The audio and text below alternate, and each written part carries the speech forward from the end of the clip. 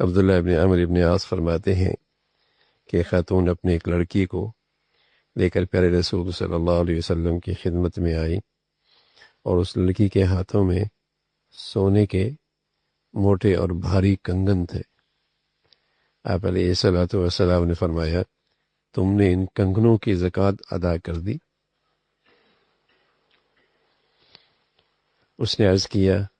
میں ان کی زکوٰۃ تو نہیں دیتی۔ آپ علیہ الصلوۃ والسلام نے فرمایا،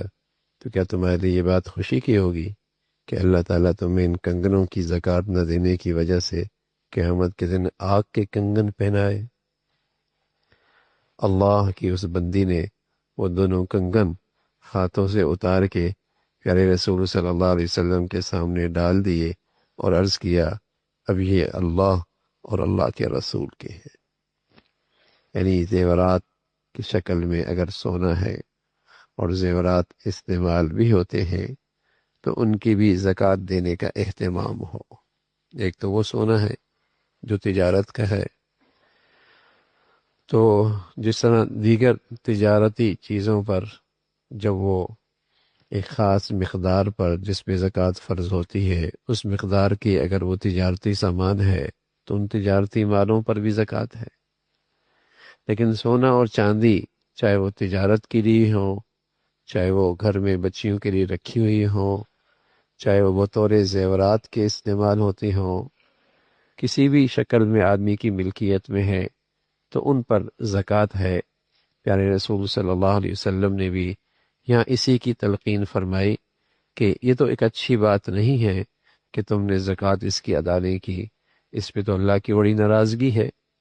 اور کل قیامت میں اس کی ناراضگی کی یہ شکل پیدا ہوگی۔ تو وہ بچی فوراً اس طرف جو ہے اسے فکر ہوئی تو اس کا تذکرہ فرمایا۔ حضرت ام سلمہ رضی اللہ تعالیٰ عنہ فرماتی ہیں کہ میں سونے کے اوضاع زیور کا ایک خاص نام ہے، پہنتی تھی۔ میں نے ان کے بارے میں آپ علیہ الصلوۃ والسلام سے عرض کیا، یا رسول اللہ، کیا یہ بھی اس کنز میں داخل ہے؟ کنز، والذین یکنزون الذہب یکنزون، کنز جس پر سورہ توبہ میں جس کنز پر وعید آئی ہے، کیا یہ بھی اس میں داخل ہے جو میں نے یہ پہنا ہوا، جس پر اللہ تعالیٰ نے فرمایا کہ جو لوگ کنز کو اکٹھا کرتے ہیں، سونا چاندی کو جمع کرتے ہیں، ان کے لیے عذاب ہے، کیا یہ میرا پہنا ہوا یہ بھی اس میں داخل ہے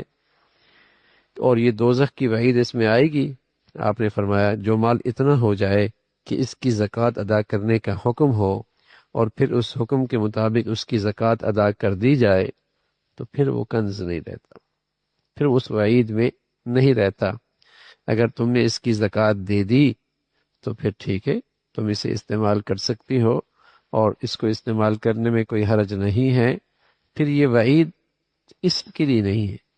یہ تو وعید اس مال کے لیے ہے اور ایسے سونے چاندی کے لیے ہے